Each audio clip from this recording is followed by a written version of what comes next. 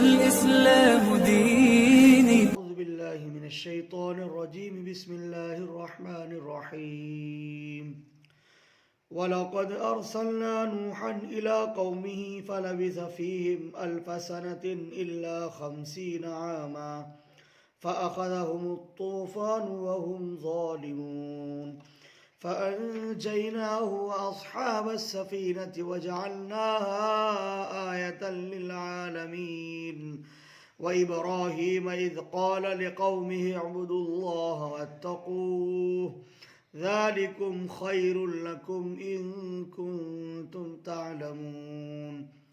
إنما تعبدون من دون الله أوثانا وتخلقون إفكا إن الذين تعبدون من دون الله لا يملكون لكم رزقا فابتغوا عند الله الرزق واعبدوه واشكروا له إليه ترجعون. وإن تكذبوا فقد كذب أمم من قبلكم وما على الرسول إلا البلاغ المبين. صدق الله مولانا العظीम.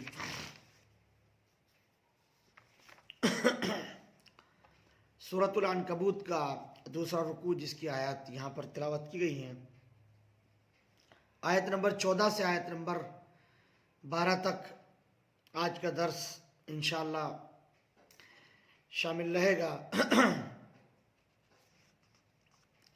मज़कूरा आयत में जो तिलावत की गई है यहाँ पर, उनमें अल्लाह रब्बुल आलमीन ने बाज़ अंबिया अलैहिस्सलातु वस्सलाम के वाक़यात और उनकी अज़ीमत और हिम्मत और हौसले की तारीख़ को ज़िक्र फरमाया कि किस तरह से अल्लाह सुब्हानहू व तआला के दीगर जलीलुल क़द्र अंबिया अलैहिस्सलातु वस्सलाम जबकि वो अल्लाह का पैगाम अल्लाह के बंदों तक पहुँचा रहे थे, लेकिन बंदों की तरफ से मुस्तकिल नाफरमानियाँ होती रहीं और तरह तरह की अज़ियतें और तरह तरह की मुश्किलात में उनको वो डालते रहे और उसका अंबिया अलैहिस्सलातु वस्सलाम को उनका सामना करना पड़ा। तो ये ईमान और अज़ीमत की दास्तान और अंबिया अलैहिस्सलातु वस्सलाम के वाक़यात को इसलिए ज़िक्र किया जाता है ताकि आने वाली कौमें, आने वाली नस्लें उससे सबक हासिल कर सकें और वो उस तरह की हरकतें न करें। और अंबिया अलैहिस्सलातु वस्सलाम की बातों को ज़िक्र किया जा रहा है ताकि जो दाई हैं, ख़ास तौर पर जनाब मोहम्मद रसूलुल्लाह सल्लल्लाहु अलैहि वसल्लम की, वो इन आयात से उनको दिलासा दिया जा रहा है, तसल्ली गोया के दी जा रही है कि ये कोई पहला मरहला नहीं है कि आपके साथ आपकी कौम इस तरह का मामला कर रही है, बल्कि आप अलैहिस्सलातु वस्सलाम से पहले भी जो कौमें, जो मिल्लतें गुजर चुकी हैं, उन्होंने अपने नबियों के साथ भी इसी तरह का मामला किया। जब अंबिया अलैहिस्सलातु वस्सलाम अल्लाह का पैगाम और उसकी दावत उनके पास लेकर के जाते थे, तब भी ये लोग इसी तरह की हरकतें किया करते थे, इसी तरह से उनको तकलीफ़ें पहुँचाते थे। गोया दिलासा दिया गया कि ये तो इनका वतीरा है, ये तो इस तरह से करते चले आए हैं, उसके नतीजे में हम इज़्ज़त और सरबुलंदी आता करते हैं और एक वक्त आएगा कि लोग आपकी इत्तिबा करेंगे, आपकी पैरवी करेंगे, आपकी बातों को तस्लीम करेंगे, मानेंगे, आप पर ईमान लाएंगे और इज़्ज़त और सरबुलंदी अहले ईमान ही को हासिल होकर के रहेगी। तो यहाँ हज़रत नूह अलैहिस्सलातु वस्सलाम का किस्सा और वाक़या कुरान करीम ने ज़िक्र किया है और इरशाद फरमाया वलक़द अरसलना नूहन इला कौमिही, और बेशक हमने भेजा नूह को उनकी कौम के पास, उनकी कौम की तरफ।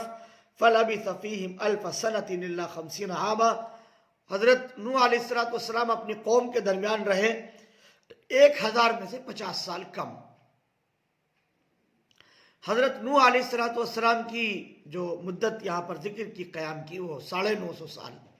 950 साल हज़रत नूह अलैहिस्सलातु वस्सलाम अपनी कौम को दावत देते रहे। फ़अख़ज़हुम तूफ़ान वहुम ज़ालिमून, फिर उनको आ घेरा और पकड़ लिया एक तूफ़ान ने, वो गुनहगार थे, जालिम थे।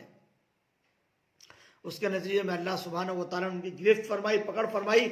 फ़अनजयनाहु व अस्हाब अस्सफ़ीनति वजअलनाहा आयतन लिलआलमीन, फिर हमने नजात दी, बचा लिया कश्ती वालों को, जो कश्ती और जहाज में सवार हो गए थे उनको, और वजअलनाहा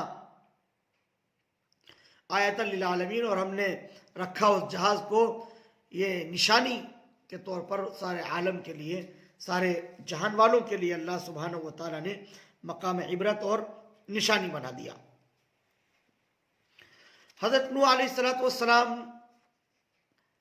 की दावत और उनकी नबूवत का कुरान करीम ने जिक्र किया है और यहीं से आगाज़ किया, इसलिए कि हज़रत नूह अलैहिस्सलाम एक पहले नबी हैं जिनको कुफ़ार का और मुशरिकीन का सामना करना पड़ा। हज़रत नूह अलैहिस्सलाम जो पैगाम और दावत लेकर के आए थे, उसमें इब्तिदान हज़रत नूह अलैहिस्सलाम की कौम ने नाफरमानी की और हज़रत नूह अलैहिस्सलाम को कुफ्र शिर्क का बाज़ाब्ता सामना हुआ।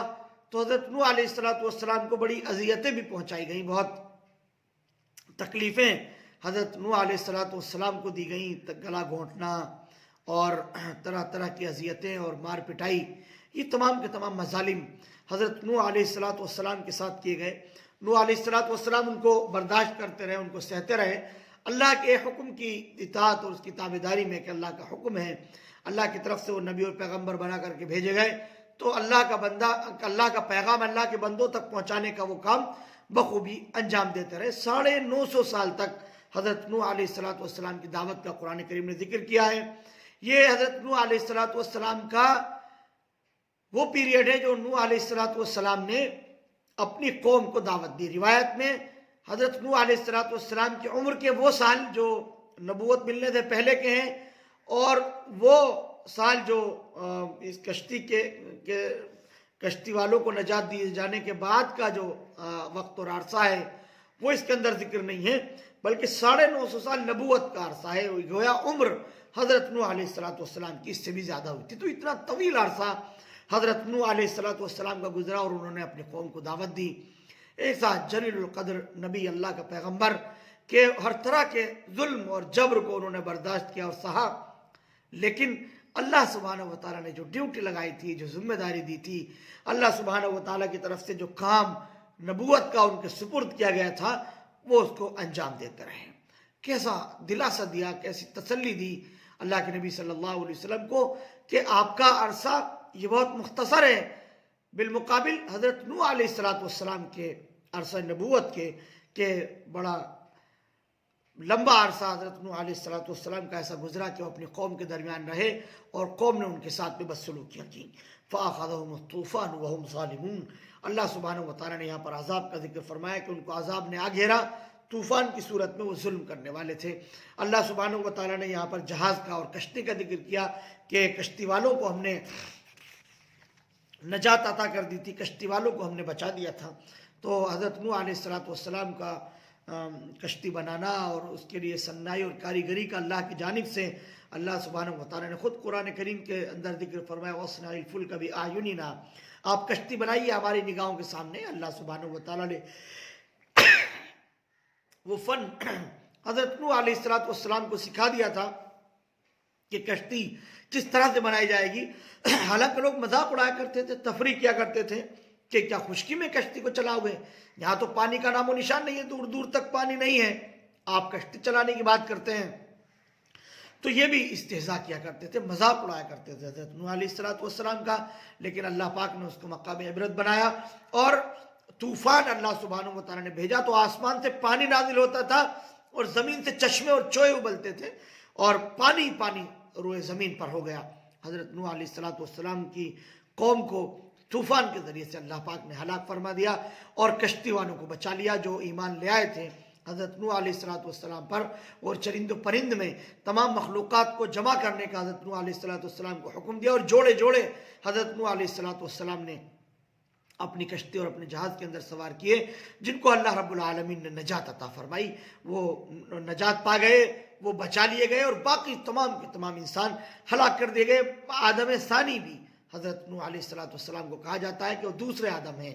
एक आदम अलैहिस्सलाम से नस्ल इंसानी चली थी, फिर सबको गर्क किया गया और उनको बचा लिया गया जो हज़रत नूह अलैहिस्सलाम की कश्ती के अंदर सवार थे। इसलिए आदम सानी हज़रत नूह अलैहिस्सलाम को कहा जाता है। अल्लाह सुब्हानहू व तआला ने उसको निशानी और मकाम इबरत बनाया कि किस तरह से अल्लाह सुब्हानहू व तआला महफूज रखते हैं और किस तरह से बचाते हैं। इसीलिए फरमाया कि वजअलना आयतल लिल आलमीन, और हमने उस जहाज़ को निशानी बना दिया सारे आलमों के लिए कि किस तरह से अल्लाह सुब्हानहू व तआला उसको महफूज रखते हैं, बचाते हैं, और किस तरह से अल्लाह सुब्हानहू व तआला ने अपने जलीलुल क़द्र पैगम्बर को उसको बनाने का तरीक़ा और ढंग और सलीक़ा सिखाया कि किस तरह से।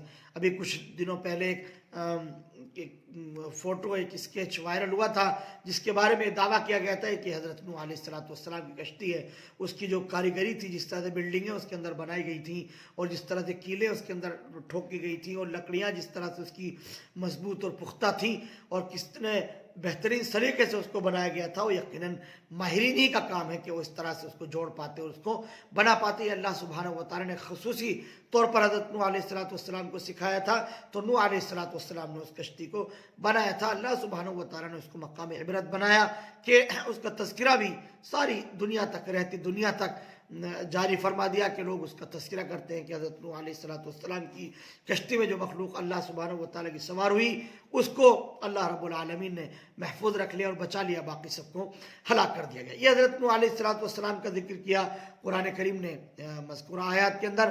फिर उसके बाद हज़रत इब्राहीम अलैहिस्सलाम का जिक्र है, व इब्राहीम इज़ क़ाल लिक़ौमिही अब्दुल्लाह वत्तक़ूह, और इब्राहीम अलैहिस्सलाम जबकि उन्होंने अपनी कौम को दावत दी कि एक अल्लाह की इबादत करो, वत्तक़ूह, और अल्लाह ही से डरते रहो। हज़रत इब्राहीम अलैहिस्सलाम ने अपने कौम को इस बात की तरफ दावत दी कि वो लोगों को डराएं और बुलाएं एक अल्लाह की तरफ।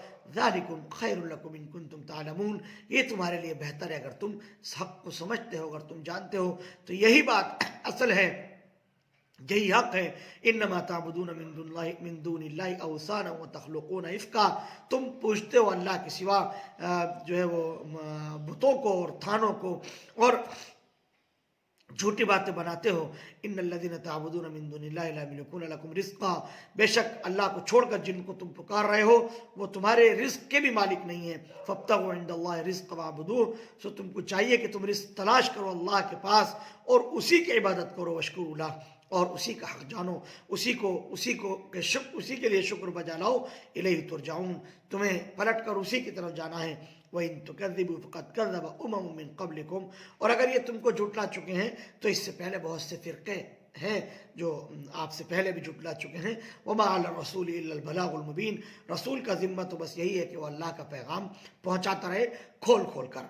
हज़रत इब्राहीम अलैहिस्सलाम की दावत का कुरान करीम ने जिक्र किया। जितने भी अम्बिया अलैहिस्सलाम दुनिया में तशरीफ़ लाते रहे, उन तमाम की ये ड्यूटी, उन तमाम की जिम्मेदारी यही थी कि वो एक अल्लाह की तरफ बुलाएं। चुनांचे हज़रत इब्राहीम अलैहिस्सलाम ने भी अपने कौम को एक अल्लाह वहदहू ला शरीक की तरफ बुलाया। फरमाया लिक़ौमिही अब्दुल्लाह वत्तक़ू, अल्लाह की इबादत करो, अल्लाह ही से डरो, ये दावत दी हज़रत इब्राहीम अलैहिस्सलाम ने। और फरमाया ज़ालिकुम खैरुल लकुम इन कुंतुम तालमून, ये तुम्हारे लिए बेहतर है अगर तुम जान लो। अगर तुम हक़ को पहचान सकते हो तो इसको पहचानो। हक़ यही है कि एक अल्लाह की इबादत की जाए, एक अल्लाह की पैरवी की जाए, यही असल है। इबादत तो सिर्फ़ और सिर्फ अल्लाह रब्बुल आलमीन ही के लिए है। हज़रत इब्राहीम अलैहिस्सलाम का पूरा घराना, ख़ानदान, पूरा इलाका, तमाम के तमाम बातिल माबूदों की पूजा किया करते थे, बुत परस्ती उनके अंदर आम थी। खुद हज़रत इब्राहीम अलैहिस्सलाम के घर में बुत बनाए भी जाते थे, बेचे भी जाते थे। ऐसे में अल्लाह सुब्हानहू व तआला ने हज़रत इब्राहीम अलैहिस्सलाम को तौहीद सुझाई और वहदानियत हज़रत इब्राहीम अलैहिस्सलाम की समझ में आई। तो हज़रत इब्राहीम अलैहिस्सलाम ने सारे बुतों को पाश पाश करके अपनी कौम के सामने पैगाम रख दिया, अपने घर में अपने वालिद, अपने ख़ानदान वालों के सामने पैगाम रखा, एक अल्लाह की इबादत करो, उसी से डरो। अगर तुम हक़ को पहचानते हो और जानते हो तो अल्लाह ही है जो इबादत के लायक और इबादत के काबिल है। खुली दावत हज़रत इब्राहीम अलैहिस्सलाम ने अपने घर वालों को और अपने कौम के लोगों को दी। इन्नमा ताबुदून मिन दूनिल्लाहि औसाना, ये अल्लाह को छोड़कर जो तुमने बुत तराश लिए हैं और जो जिसकी भी तुम इबादत कर रहे हो गैरुल्लाह, अल्लाह के अलावा, वो तमाम का तमाम तुम्हारा खुद तराशिदा है, वो तुमने खुद घड़ा है, झूठी बातें हैं जो तुम चाहे वो मूर्तियों को पूज रहे हो, चाहे तुम तस्वीरों को पूज रहे हो, और चाहे तुमने अपने आप से किसी भी चीज़ की तिमसाल बना ली है, उसकी शक्ल शबीह तुमने इख्तियार कर ली है, बना ली है। ये तमाम की तमाम बातिल हैं। एक अल्लाह ही है जो इबादत के लायक और इबादत के काबिल है। इन्नल्लज़ीना ताबुदून मिन दुनिल्लाहि ला यमलिकूना लकुम रिज़्क़ा, बेशक अल्लाह को छोड़कर जिसको भी तुम पूज रहे हो ये तुम्हारे रिज़्क़ के भी मालिक नहीं है। इसलिए तुम्हारी जिम्मेदारी बनती है कि तुम्हें एक अल्लाह से रिज़्क़ तलाश करो और उसी की इबादत करो, शुक्र उसी के लिए बजा लाओ। ये खुली दावत है, ये खुला पैगाम है एक जलीलुल कद्र पैगंबर की तरफ से अपनी कौम के अफराद के लिए, अपनी कौम के लोगों के लिए कि उसी की इबादत करो, वशकुरु लह, और शुक्र उसी का बजा लाओ, इलैहि तुरजाऊन, तुम्हें पलटकर भी उसी की तरफ जाना है। ये जिम्मेदारी है तुम्हारी। अगर तुम इबादत उसकी नहीं करोगे तो जब तुम उसकी तरफ पलटोगे तो तुम नाकाम होगे, नामुराद हो जाओगे। उस वक्त क्या करोगे? जब अल्लाह ही की तरफ तुम्हें पलटना है, जब अल्लाह तुमसे हिसाब व किताब लेगा, उस वक्त तुम क्या करोगे? इसलिए अगर कामयाब होना चाहते हो तो एक अल्लाह की इबादत करो, तुम्हें पलटना उसी की तरफ है। एक अल्लाह की तरफ तुम्हें जाना है तो एक अल्लाह की तुमको इबादत भी करनी चाहिए। अब यहाँ पर अगली आयत में अल्लाह पाक ने दो जलीलुल कद्र पैगंबरों का जिक्र करने के बाद हुजूर पाक अलैहिस्सलातु वस्सलाम के लिए बात खास तौर पर फरमाई, व इन तुकज़्ज़िबू फ़क़द कज़्ज़ब उमम मिन क़ब्लिकुम, और अगर तुम झुटलाओगे तो झुटला चुके हैं बहुत फिरके तुमसे पहले भी। यानी हज़रत इब्राहिम अलैहिस्सलाम की कौम को यहाँ पर मुखातब बनाया गया और कहा गया कि अगर तुम झुटला रहे हो तो तुमसे पहले भी बहुत सारे लोग झुटला चुके हैं, तुमसे पहले भी यह हरकत हो चुकी है कि तुमसे पहली वाली कौमें भी इसी तरह से तकज़ीब कर चुकी हैं, झुटला चुकी हैं। तुम भी झुटला रहे हो तो गोया तुम अपनी कौम के नक्श कदम पर चल रहे हो। वो हलाक, वो तबाह बर्बाद हुए और अल्लाह सुब्हानहू व तआला ने उनको इबरत का निशान बनाया, तो तुम भी हलाक व बर्बाद हो जाओगे और इबरत का निशान बना दिए जाओगे। इसलिए कि तुम वही वतीरा इख्तियार कर रहे हो, तुम उसी के नक्श कदम पर चल रहे हो। वमा अला रसूल इल्लल बलागुल मुबीन, और रसूल का काम तो खुले तौर पर पहुंचा देना है। रसूल अपनी जिम्मेदारी अदा कर रहे हैं, वो हमारा पैगाम तुम तक पहुंचा रहे हैं, वो तुमको तुम्हारा रिश्ता हमसे मजबूत करने के लिए फिक्रमंद है और कोशा है। वो अपनी जिम्मेदारी, अपनी ड्यूटी निभा रहे हैं, वो अपना काम अंजाम देते रहेंगे। अब मानना ना मानना तुम्हारे हाथ में है। अगर मान लोगे, हक को तस्लीम करोगे तो कामयाब हो जाओगे, हक को नहीं मानोगे तो नाकाम हो जाओगे। तो तमाम उम्मतें इस तरह की हरकत कर चुकी हैं। दावत व तबलीग की राह में इस तरह की मुश्किलात का सामना हमारे नबियों को हमेशा से होता चला आया है। तो ये कोई नई बात नहीं है। अगर तुम हमारे आइंदा आने वाले नबियों के साथ इस तरह का मामला करोगे और इस तरह से उनकी तकज़ीब करोगे तो ये पहले भी हो चुका है, लेकिन अंजाम इसका अच्छा नहीं है। इसका अंजाम बहुत बुरा है। उस अंजाम से तुमको अभी डराया जा रहा है। अवलम यरौ कैफ़ युब्दिउल्लाहुल खल्क़ सुम्मा युईदुहु इन्न ज़ालिका अलल्लाहि यसीर। अब यहाँ पर अकली तौर पर उनको थोड़ा समझाया जा रहा है, उनकी अकल में ताकि बात आ जाए। और कहा गया क्या देखते नहीं कि अल्लाह सुब्हानहू व तआला जो है वो शुरू करता है तख्लीक के अमल को, सुम्मा युईदुहु, फिर उसको दोहराएगा। इन्न ज़ालिका अलल्लाहि यसीर, बेशक ये तो अल्लाह सुब्हानहू व तआला के लिए और भी ज़्यादा आसान है। तुम्हारी तख्लीक, तुम्हारी इब्तिदा और तुमको पैदा करना, ये अल्लाह सुब्हानहू व तआला ने किया। पहले मरहले में, पहली मरतबा में अल्लाह सुब्हानहू व तआला ने तुमको पैदा किया, तुमको अदम से वजूद बख्शाया। तुम मादूम थे, तुम्हारा कोई वजूद नहीं था, तुम्हारे अनासिर भी मौजूद नहीं थे। तमाम की तमाम चीज़ें अल्लाह सुब्हानहू व तआला ने पैदा की, फिर तुमको वफात देगा और फिर तुमको जिंदा करेगा। यानी आखिरत में तुमको जिंदा किया जाएगा। ये वही आखिरत है जिसका तुम इनकार कर रहे हो। आखिरत का तुम मुनकिर हो कि अल्लाह सुब्हानहू व तआला दोबारा जिंदा करेंगे, उठाएंगे और फिर सारी जिंदगी का हिसाब किताब तुमसे लिया जाएगा। तुम उसके मुनकिर हो तो ये बात याद रखो कि अल्लाह के लिए तुम्हें दोबारा से पैदा करना मुश्किल नहीं है, उसके लिए आसान है। इन्ना ज़ालिका अलल्लाहि यसीर, बेशक ये अल्लाह के लिए कहीं ज्यादा आसान है कि वो तुमको पैदा करे। जब उसने तुमको आदम से वजूद में ले आया है, वजूद बख्श दिया है, तो दोबारा से जब तुम पहले से मौजूद हो तो जिंदा करना उसके लिए क्या मुश्किल है? यकीनन कोई मुश्किल नहीं। कुल सीरू फिल अर्ज़ि फंज़ुरू कैफ़ बदअल खल्क़ सुम्मा अल्लाहु युनशिउन नशअतल आखिरा। आप कहिए कि फिरो अल्लाह की ज़मीन में और देखो कैसे अल्लाह सुब्हानहू व तआला ने पैदाइश के अमल को जो है वो आगाज़ किया, पैदाइश के अमल का आगाज़ फरमाया। सुम्मा अल्लाहु युनशिउन नशअतल आखिरा, फिर अल्लाह तबारक व तआला दोबारा से उठाएगा, दोबारा से फिर तुमको अल्लाह रब्बुल आलमीन उठा लेगा। इन्नल्लाह अला कुल्लि शैइन कदीर, बेशक अल्लाह सुब्हानहु व तआला हर चीज़ पर कादिर है। अल्लाह सुब्हानहु व तआला के लिए ये अमल कोई मुश्किल नहीं है कि वो दोबारा से तुमको ज़िंदा करे। युअज़्ज़िबु मन यशा व यरहमु मन यशा, जिसको चाहेगा उसको अल्लाह सुब्हानहु व तआला दुख और तकलीफ पहुँचाएगा। व यरहमु मन यशा, और जिस पर चाहेगा वो रहम फरमाएगा। व इलैहि तुक़लबून, और उसी की तरफ तुम फिर करके जाओगे, पलट कर अल्लाह ही की तरफ जाओगे, जान बख्शी नहीं है। वमा अंतुम बिमुअजिज़ीन फिल अर्दि वला फिस समा, और तुम आजिज़ करने वाले नहीं न ज़मीन में और न आसमान में। वमा लकुम मिन दुनिल्लाहि मिन वलिय्यिन वला नसीर, और तुम्हारा कोई अल्लाह के सिवा हिमायती और मददगार भी नहीं है। अल्लाह के सिवा कोई हिमायती, कोई नासिर और मददगार भी तुम्हारा नहीं है। अल्लाह सुब्हानहु व तआला ही से मदद तलब करोगे तो तुमको अल्लाह की मदद आएगी। अगर मदद किसी और से तलब करोगे तो अल्लाह के यहाँ जो निज़ाम है आखिरत का, वहाँ पर तो किसी की चलने वाली नहीं है। वहाँ पर तो कोई भी, वहाँ तो हर एक मोहताज होगा। वहाँ तो सिर्फ खालिक का हुक्म चलेगा, और खालिक के अलावा हर चीज़ मखलूक है। जो मखलूक है वो खुद मोहताज है अल्लाह की। इन्नल्लाह अला कुल्लि शैइन कदीर, बेशक अल्लाह हर चीज़ पर कादिर है। तो अल्लाह का हुक्म चलेगा, जैसे अल्लाह सुब्हानहु व तआला चाहेंगे वहाँ पर हुक्म फरमाएंगे। और हुक्म क्या होगा? वही होगा जो अल्लाह सुब्हानहु व तआला ने कुरान करीम में वादा किया, मोहम्मद रसूलुल्लाह सल्लल्लाहु अलैहि वसल्लम की ज़बानी बताया गया। वही तमाम की तमाम चीज़ें क़यामत में हक़ साबित होती चली जाएंगी, दुरुस्त साबित होती चली जाएगी। उसी के अकॉर्डिंग, उसी के मुताबिक सारे के सारे मामलात होंगे जो दुनिया के अंदर बता दिए गए हैं। इंसानों को बाखबर कर दिया गया है, उनको सुझा दिया गया है, बता दिया गया है कि किस तरह से अल्लाह सुब्हानहु व तआला आखिरत में मामलात फरमाएंगे। इसलिए कि तुम अल्लाह को आजिज़ नहीं कर सकते ज़मीन में ना आसमान में, और तुम्हारा कोई नासिर और मददगार भी वहाँ पर होने वाला नहीं है। इसलिए जो कुछ भी तुम्हें करना है वो इस दुनियावी ज़िंदगी के अंदर है। तो यहाँ पर मालूम हुआ कि आखिरत कि अक़ीदे की तरफ दावत दी जा रही है कि अक़ीदा आखिरत असल है। अगर तुम उससे रूगर्दानी करते हो, मुँह फेरते हो, तो यकीनन ये बड़े खुसरान की बात है, बड़े नुकसान और बड़े घाटे की बात है। वाखिरु दावाना अनिल हम्दुलिल्लाहि रब्बिल आलमीन। Thank you for watching Mufti Ashik Phulati.